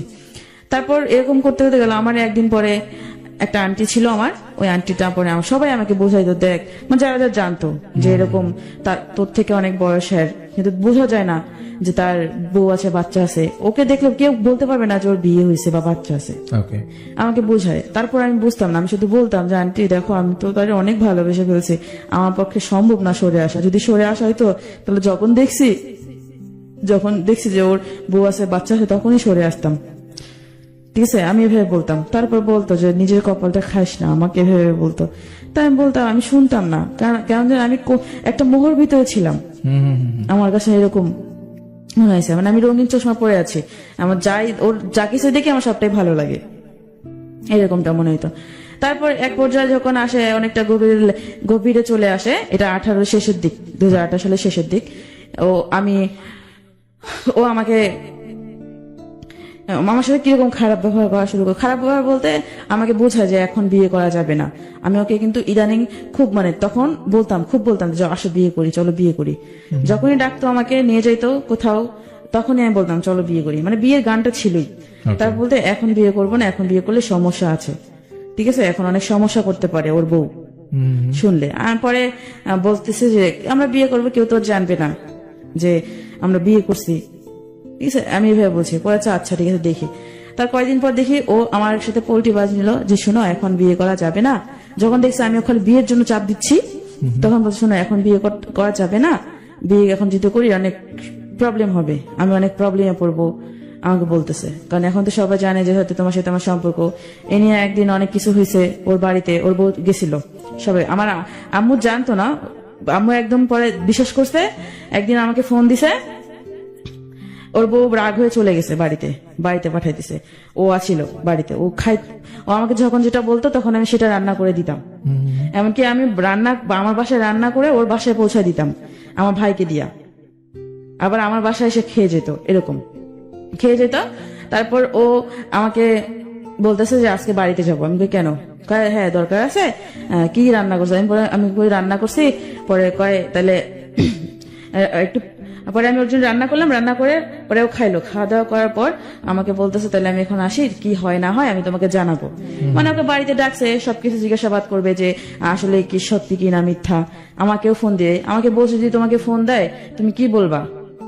তুমি বলবা যা সত্যি তাই বলবা, আমাকে এভাবে বলছে। আচ্ছা, তা আমি পরে ও বাড়িতে গেল, আমার বাসা ভাত খেয়ে গেছে, কিন্তু ওর বাড়িতে গেল। বাড়িতে যাওয়ার পর বিকেলে গেছে, তার পরের দিন সকালে আমাকে ফোন দিছে। ওর বাসা থেকে, ওর নাম্বার থেকে একটা ফোন আসে, ওর বউ ফোন দিছে। ফোন দিয়ে আমাকে জিজ্ঞাসা করতেছে যে ওর সাথে আমার সম্পর্ক অনেকদিন থেকে, কেন আমি মিথ্যে কথা বলছি, এগুলো জিজ্ঞেস করে, মানে শিক্ষা আমার কাছ থেকে নিতেছে। পরে আমি বলছি সত্যি কথা যা বলছে। ওর বউ আমাকে এক কথা মানে ও মামুন আমাকে এক কথা বলে, ওর বউকে আর এক কথা বলে। ওর ফ্যামিলি সবাই ছিল ওখানে। ঠিক আছে, ওর যে মামুনের যে বাবা, পরে মামুনের বাবা আমার সাথে কথা বললো যে তুমি তো অনেক ছোট, মানে ও ছেলের দোষ দিতেছে, যদি আমার ছেলে কখনো তোমার কাছে যায় ওরে জুতা দিয়ে মারবা। ওর বাবা বলছে জুতা দিয়ে মারবা, যে ও কেন বউ বাচ্চা রেখে তোমার কাছে গেছে, আর তুমি কেন জায়গা দিছো ওরে, এভাবে বলছে। এটা প্রশ্ন করাটাই স্বাভাবিক, যেহেতু সবকিছু জানি। তারপর এরকম করতো। আমার পরে অনেক কান্না আসতেছিল যে সবাই জানাজানি হয়ে গেছে। মামুনও বলতেছে ওদের সামনে যে হ্যাঁ আমাকেও ভালোবাসে, ওদের সামনে বলছিল কিন্তু যে আমাকেও ভালোবাসে। তারপরে ও ওর বউ সহ আসলো। পরে আম্মু সেই দিন শুনছে, আমার চোখ মুখ লাল দেখছে, আমি কাঁদছি, সেদিন শুনছে যে আমার সাথে সম্পর্ক রাখবে না, হ্যান ত্যান, মানে বলছে ওরা সবাই নিষেধ করছে, আমাকে এইভাবে বলছে। তারপর ও বউ সহ আসতেছে বাড়িতে, বাসের ভিতরে আমি ফোন দিছি, ফোন দেওয়াতে পরে আমি কথা বলতেছি, ওর বউর সাথে কথা বলতে। ওর বউ আমাকে জিজ্ঞাসা করতে হলো, সেদিন তুমি কেন অস্বীকার করছো যে তোমার স্যারের সাথে তোমার কোনো সম্পর্ক নেই? আমি কিন্তু সবসময় মামুনের জন্য ওর বউর সাথে অস্বীকার করতাম, মিথ্যা কথা বলতাম যে সম্পর্ক নেই, এভাবে বলতো। তারপর আমার আম্মু ফোন দিল, বাসে কথা হইলো, আমার সাথে কথাবার্তা হইলো। ও মানে ওর বউর সামনে আমাকে মানে চিনেই না, এমন ভাবে কথা বলে, এমন ভাবে কথা বলে যে আমাকে চিনে না। পরে আমার তো রাগ উঠে গেছে, আমি অনেক বকা দিছি, রাগ হয়ে বলছে যখন সম্পর্ক বকা দিছি। পরে আমার বকা শুনে পরে আমার আম্মু ফোন ধরছে, ফোন ধরে আম্মু তো সেই বকা দিছে যে আপনার অনেক খারাপ ভাষায় বকা দিছে। পরে আম্মু বলছে যে আপনাকে বিশ্বাস করছি, আপনি আমার ঘোড়া শিং দিছেন, এভাবে একটা কথা বলছে আমার আম্মু, যে আপনি কিভাবে এরকম করলেন, আপনারে পাইলে ধরি মারবো ধরি, এভাবে বলছে আম্মু, এরকম করে বলছে। এরকম করে বলছে হেরা সেই দিন আর আসে নাই, মানে আমাদের এলাকায় আর আসে নাই। ওর ভাইয়ের বাসায়, ওর ভাইয়ের বাসা চৌরাস্তা ভাইয়ের বাসায় ওর বউ নিয়ে উঠলো। ওঠার পরে পরের দিন বলতে আমার বাসায় কিন্তু খুব অশান্তি চলতেছে, নিয়া খুবই অশান্তি চলতেছে, যেটা বলার বাহিরে যে আমি ওর সাথে সম্পর্ক করি, এত কিছু হয়ে গেছে। ওই তখন থেকে আমার ওকে বিয়ে করাটা আরো জিদটা বাড়লো, যে আমি আর বিয়ে করছি, যেহেতু সবাই জেনে গেছে সবকিছু, তখন আর কি করার আছে। তখন আমি ওরে বিয়ে করব, কারণ ওর ছাড়া আমি তো আর কারোর কাছে যাইতে পারবো না, কারণ আমি ওরে ভালোবাসি, ওরে আমি সব দিয়ে দিয়েছি, আমি ওকেই ভালোবাসবো। আর আমার অন্য আরেকজনের কাছে যেতে আমার সংকোচ লাগবে, আমি কিভাবে যাবো তার কাছে, আমি তো তাকে ঠকাইতে পারবো না, আমার এরকম একটা ইয়ে আসছে। তারপর ও 2 দিন আমার সাথে দেখা করেনি, ওর বউ চৌরাস্তায় ছিল। ও মনে হয় কাজের জন্য ও একটা বাইরের জব করতো উত্তরাতে, ওখানে আসতে পরে আমাকে ফোন দিছে দেখা করার জন্য, ওর বউ জানে না। পরে আমি আসলাম, কলেজ গেট আসলাম, একটা রেস্টুরেন্টে বসার পর আর একটা ভাইয়া ছিল, মাসুদ নাম, ওই মাসুদ ভাইয়া সহ বসছি। মাসুদ ভাইয়া বলতেছে কি হয়েছে, আমাকে পাগলি বলে ডাকতেছে, কি হয়েছে পাগলির? ও মাসুদ ভাইয়া সবসময় বলতো যে শোনো, মামুন কিন্তু তোমাকে ভালোবাসে না, তোমাকে শুধু ব্যবহার করতেছে, তুমি বুঝতেছো না, আমাকে এভাবে বলছে। ওর সাথে এরকম সম্পর্ক না জড়ায়া, ও বিয়ের সাবজেক্ট বাদ দিয়া ওরা দিয়ে কিছু করে নাও তুমি, এভাবে আমাকে বুঝাইতো। কিন্তু আমি তারপর ইয়া করতাম না। পরে ওই রেস্টুরেন্টে এসে মাসুদ ভাইও আসলো, মামুনও আসলো। তারপর বলতেছে যে হ্যাঁ আমরা বিয়ে করব, এখনই বিয়ে করব। মামুন বলতেছে চলো এখনই বিয়ে করব, মানে ও আমাকে দিয়ে কান্দে দিছে, এমন একটা ভাব, কান্না করে দিতেছে। আমি তো আগে থেকে কাঁদতেছি, ওর জন্য পাগল আমি, যেহেতু ওরে আমি দেখি না 2 দিন থেকে। পরে বিয়ে করবো, রাত্রি 9টা বেজে গেছে, ওখানে একটু খাওয়া দাওয়া করলাম। খাওয়া দাওয়া করে পরে মাসুদের সাথে প্ল্যান করলো যে ও রুম নিলে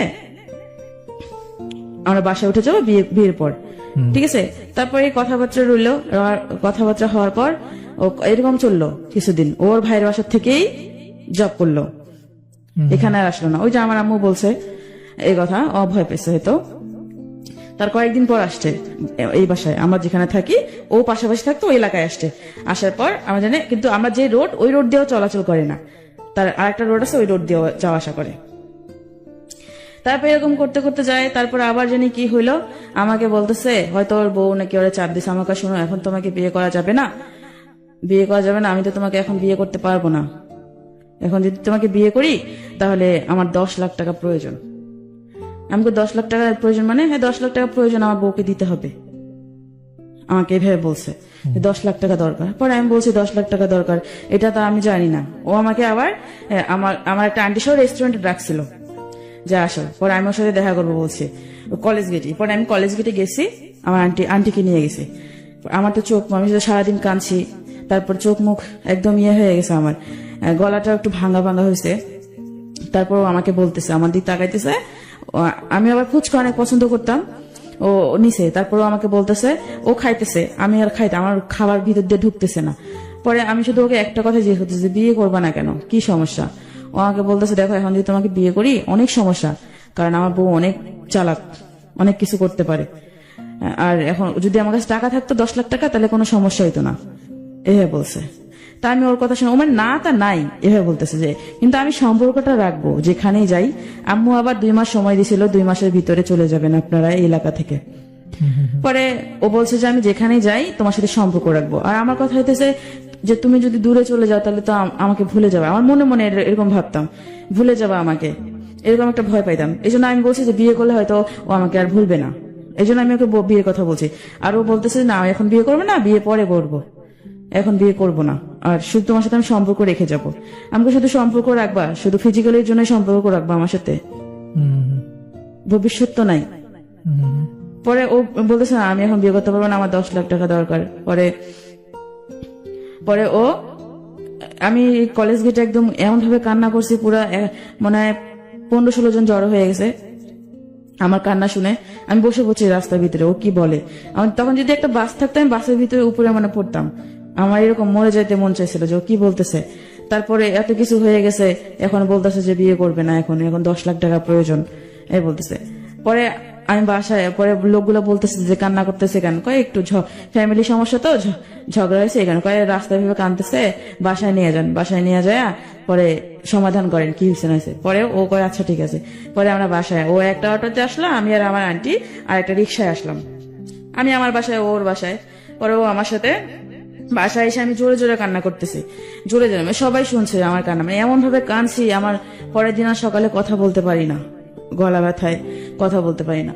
পরে আমার আন্টিকে বলতেছে ও কি পাগল হয়ে গেছে, খাবো কিন্তু তুমি আমার স্বীকৃতি দাও যে মানুষ জানুক যে তোমার সাথে আমার বিয়ে হয়েছে, ঠিক আছে। এভাবে বলছি যে আমি আমারটা আমি রোজগার করে খাবো, তোমাকে খাওয়াইতে হবে না, যেহেতু আমি কাজ করতে জানি, এভাবে বলছি। তারপর ও বলতেছে ও আমার সাথে, পরে আন্টির সাথে রাগাড়িয়ে করলো, জ্বরে বুঝান ও পাগল। পরে আন্টি বলছে যে পাগল বলতেছেন, এখন যদি ও মারা যায় তখন আপনি কি করবেন, যে অবস্থা হয়েছে তো মারা যাওয়ার মতোই, এই বলছে। পরে ও বলছে যে ওরে বুঝান, বুঝালে ঠিক হবে, কারণ 2 বছর সম্পর্কে এইভাবে তো যেহেতু অনেক কিছু হয়ে গেছে, এটা তো আর তাড়াতাড়ি ভোলা যায় না। হয়তো ওর কাছে ভালোবাসা ছিল না, আমার কাছে ভালোবাসা ছিল, আমি তো তাকে ভালোবাসছি।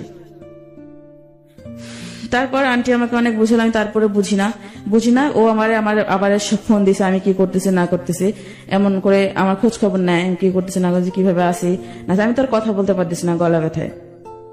তারপরে 2 দিন না যেতে ও আমাকে আবার ওই আপুর বাসায় ডাকতেছে যে আসো, আপুর বাসায় আসো। আমি পরে বলছি যে আমি কিন্তু তোমার বিয়ে করব, ঠিক আছে, একদিন হলো আমি তোমাকে বিয়ে করব, আমি তোমার সাথে সংসার করব। পরে বলতেছে যে সংসার কোথায়, আচ্ছা ঠিক আছে করিও বিয়ে, আমাকে বলতেছে।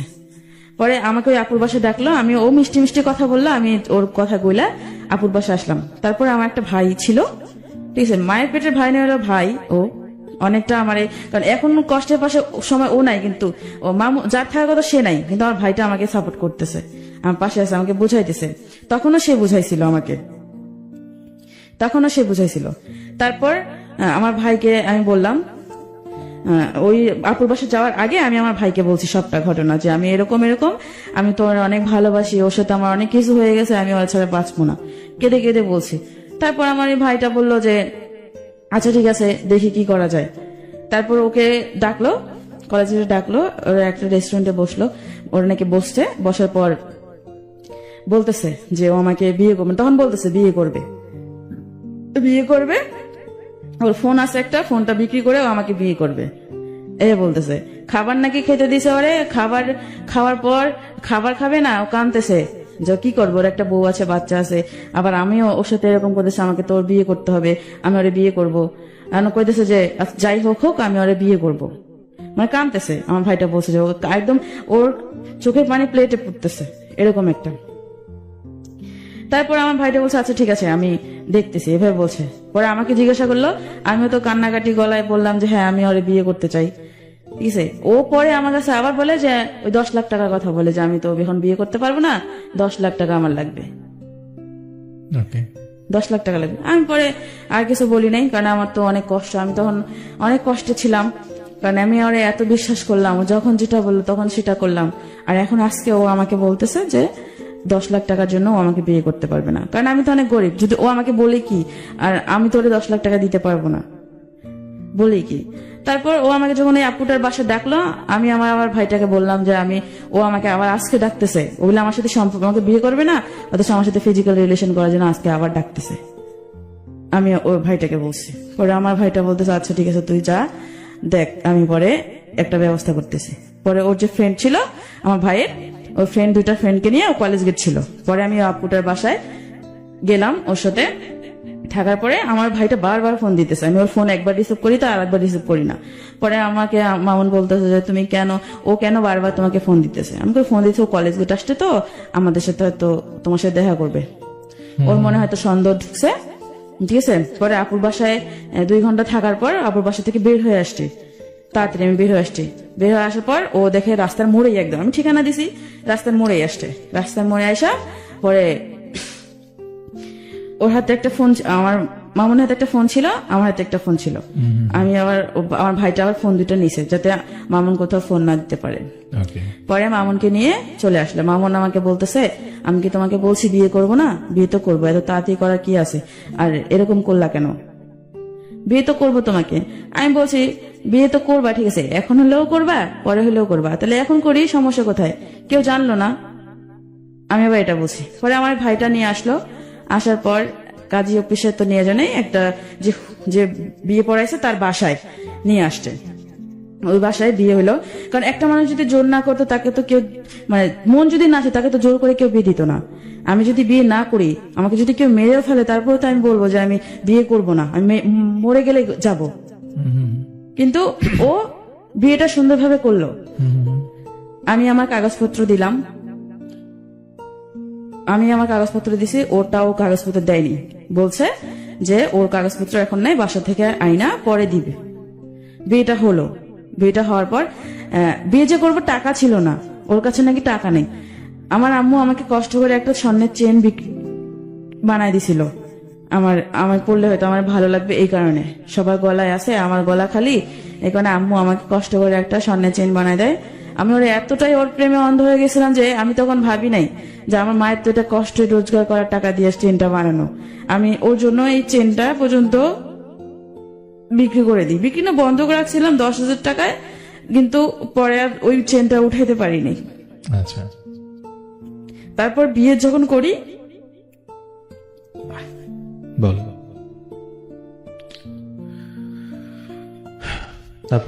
তারপর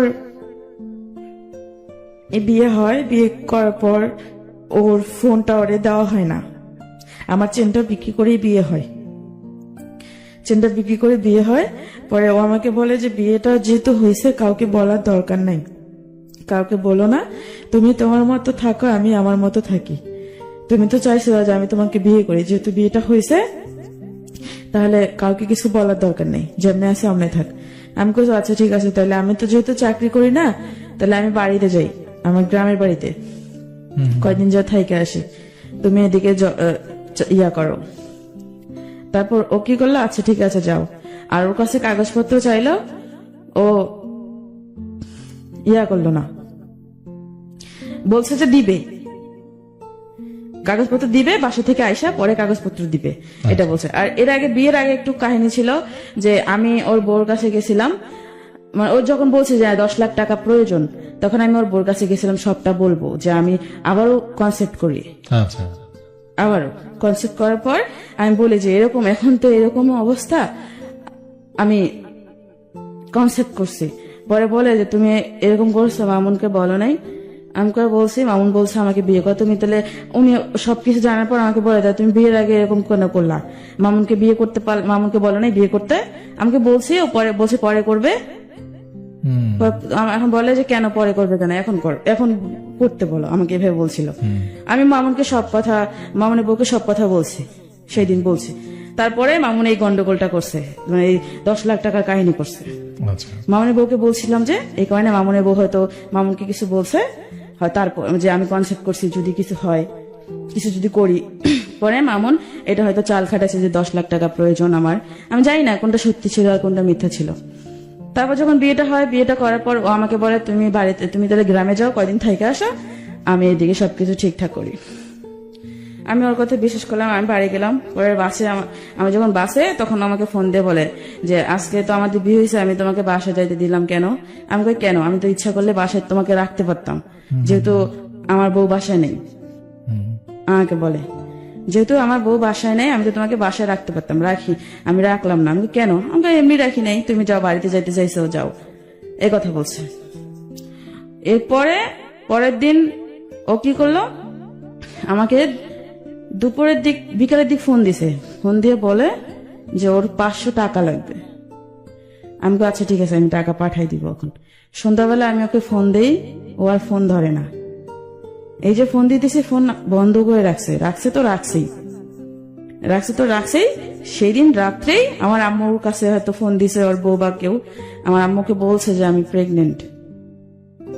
আমার আম্মু তো আম্মুর মনে হয় মাথায় আকাশ ভেঙে পড়ছে। পরে আম্মু সাথে সাথে আমাকে ফোন দিছে, আমাকে বলতেছে যে কি সমস্যা, এগুলো যেগুলো বলতে কান্দে কান্দে বলতেছে যে বিয়ে হয়েছে, প্রেগনেন্ট, হ্যান ত্যান এগুলো বলতেছে। পরে আমি আম্মুর কাছে প্রথমে অস্বীকার গেছি। পরে যখন বলছে আমি নাকি ওরে ব্ল্যাকমেল করে বিয়ে করছি, বাসা থেকে উঠাই নিয়ে যায়, আচ্ছা এটা বলছে যে আমি ওরে ব্ল্যাকমেল করে, অথচ ও যে আমার সাথে এত কিছু করলো তার কিছু হয় না, কিন্তু আমি নাকি ওরে ব্ল্যাকমেল করে বাসা থেকে উঠাই নিয়ে যে বিয়ে করছি। আম্মু বলতেছে তুই নাকি ওরে জোর করে বিয়ে করছিস। আমি কই না, আমি বিয়ে করিনি, আমি ওরে জোর করিনি। তখন আমি আম্মুর সাথে কাইন্দে দিছি। পরে আমি আম্মুর কাছে সবটা স্বীকার করছি, কারণ তখন স্বীকার করলে আর কি করার, তখন তো আর কিছু করার নাই, কারণ যেহেতু সবটা শেষ হয়ে গেছে। পরে আমার আম্মু আমার নানির সাথে কথা বলে আবার একটা মেডিসিন দিয়ে আমার বাচ্চাটা নষ্ট করে। আমার বাচ্চা নষ্ট করলো, এই নিয়ে 2বার বাচ্চা নষ্ট করলেন? হ্যাঁ। আচ্ছা, এটা কবে? এটা বিয়ের পর ফেব্রুয়ারিতে, ফেব্রুয়ারি মাস 2019 সালে ফেব্রুয়ারিতে। আর বিয়েটা হয় আমার জানুয়ারির 1 তারিখে। এই যে 19 সালের। কিন্তু এর মধ্যে আপনার সাথে তার সম্পর্ক 2 বছরের ছিল? 2 বছর ছিল। আচ্ছা, তাহলে ফেব্রুয়ারিতে আপনার বাচ্চাটা নষ্ট করলেন। তারপরে তার সাথে কি হলো? ফেব্রুয়ারিতে না, জানুয়ারির 2 দিন পরেই, জানুয়ারি মাসের 4-5 তারিখে আমি নষ্ট করি, বাচ্চাটা নষ্ট করি। ওকে, তারপরে কি হলো? তারপরে ওরে তো আমি এত ফোন দিতেছি। পরে আম্মু এটা শোনার পর যে ও যে আমার সাথে এত কিছু করছে, আমি সবটা তো আম্মুর কাছে বলছি। বলার পর আম্মু জানার পর আম্মু কি করছে, ওর বাসায় গেছে। আমার একটা হাসতাক নিয়ে বাসায় গেছে। বাসায় যায় দেখে ওর বাসা পুরো ফাঁকা, কিচ্ছু নাই।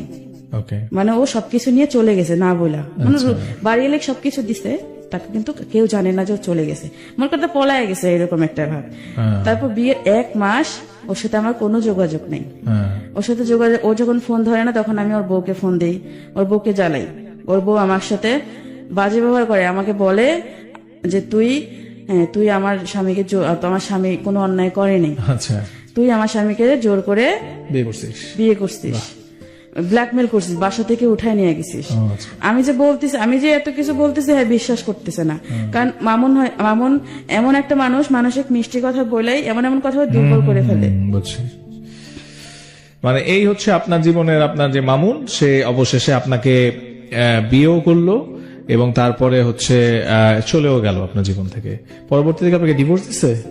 হ্যাঁ, তারপর হচ্ছে শুনেন আমি বলি, আর এরপর থেকে তো আসল কাহিনী শুরু হয়েছে। ওর মুখোশটা আমার সামনে খুলছে যে আসলে ও আমার কাছ থেকে কি চাইছিল, আসলে আমাকে ও আদৌ ভালোবাসছে কিনা আমি বুঝতে পারছি। যখন হলো তারপরে ওর বউ হচ্ছে গাজীপুরের মেয়ে, আমার যে বিয়ে দিছে তার উপরে অনেক নাকি, মানে অনেক নেতা ফেতা আছে না, ওদেরকে দিয়ে অনেক জ্বালাতন করছে আমার এই ভাইটাকে যে বিয়ে দিছে। জ্বালাতন করার পর আমার ভাইটা বলতেছে, দেখ যেহেতু ও ফোন, আমি ওরে ফোন দেই, ও ফোন ধরে না আমার। আমি ওরে অনেক SMS করছি, যেগুলো মানে আমি জীবনে কখনো ওরে এত SMS করিনি। আচ্ছা, মানে আপনার সাথে যোগাযোগ বন্ধ করে দিল? যোগাযোগ একদম টোটালি বন্ধ করে। তারপরে কি হলো, একটু ঝটপট বলেন। তারপর আমার যে ভাই ওর উপরে অনেক অত্যাচার করে, যে ওর ভয় দেখায়। তারপর আমার ভাইটা আমার সাথে সবকিছু বলতো যে দেখ এরকম, যে তোর সাথে সংসার করতেছে না, তাহলে তুই কিছু একটা কর। পরে আমি ওর সংসার বাঁচার জন্য, আমার ভাইটার ওর যেহেতু একটা বাচ্চা আছে, ওর একটা ছোট বাচ্চা আছে, আমার জন্য তো চাই না যে ওর কোনো ক্ষতি হোক।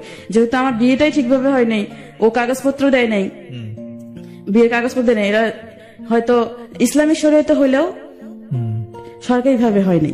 আচ্ছা, এভাবে, কারণ অনেক আমি বুঝতে পারিনি কখনো। তারপর আমার ভাইটা বললো কি যে তুই কর, ডিভোর্স দে। পরে আমি ওর কথা চিন্তা ভাবনা করে আমি বললাম 2 দিন ভাবি। 2 দিন ভাবার পর আমি এই সিদ্ধান্ত নিলাম ডিভোর্স দিব। ডিভোর্স দেওয়ার পর ও আমাকে নিয়ে গেল কাজে বসে, যে এখানে বিয়ে করেছে ওখানে নিল না, আর এক জায়গায় নিয়ে আমি ডিভোর্স দিলাম, নোটিশ দিলাম। দেওয়ার পর এখন ও শুনছে, আমাকে কয় কি সুন্দর, আগে আমার সাথে ভালোবাসা করছে, যেদিন ডিভোর্স দিতে তারপর থেকে আমার সাথে কথা বলা শুরু করে দিছে। আচ্ছা, কথা বলা শুরু করে দিছে, বলতেছে তোমার সাথে তো আমার ডিভোর্স হয়নি, স্ত্রী পক্ষ কখনো ডিভোর্স হয় না। আচ্ছা, তোমার কে বলছে যে মৌলানা আছে, বড় বড় হুজুর আছে, তাদেরকে জিজ্ঞাসা করে দেখিও। আচ্ছা আচ্ছা এ বলে। আমি ওর কথা আর কোনো শুনছি, আমার অনেক কান্না পাইতেছে। এত কষ্ট করে আমি ওরে বিয়ে করলাম, এত ভালোবাসলাম, আর ও আমার সাথে এরকম চিৎকার করলো। 1 মাস কোনো খোঁজ খবরই নেই। পরে যখন আমি ওর ছাড়া দিছি, তখনও আমার খোঁজ খবর না যখন শুনছে যে সুমি মানে মাহমুদ ওর ডিভোর্স দিছে, তখনও এরকম করলো। তারপর আমার মা সেই দিন, যেদিন আমি ডিভোর্স দিয়ে আসছি, আমার মা জানে না, কেউ জানতো না। আমার মা কয় বিয়ে করছে, তাহলে এখন আমি এখানে থাকি কেন? আমার প্রতি একটা অন্যরকম, মানে কেউ দেখতে পারতো না। বাসা থেকে আমাকে বের করে দেয়, ওকে আমার আম্মু বের করে দেয়। আমি কোথায় যাব? আমার তো কেউ নাই, আমি তখন অসহায় পড়ছি। পরে আমার যে ভাইটা যে বিয়ে দিছে, ওরকে আমি ফোন দিলাম সবার আগে। ফোন দিয়ে পরে বললাম যে দেখ এরকম এরকম বাসা থেকে বের দিচ্ছে। ওর যে মামা তো বোন আছে একটা, ওর বাসায় ও আমাকে নিয়ে গেল কাশিমপুর, আচ্ছা ওখানে রাখলো।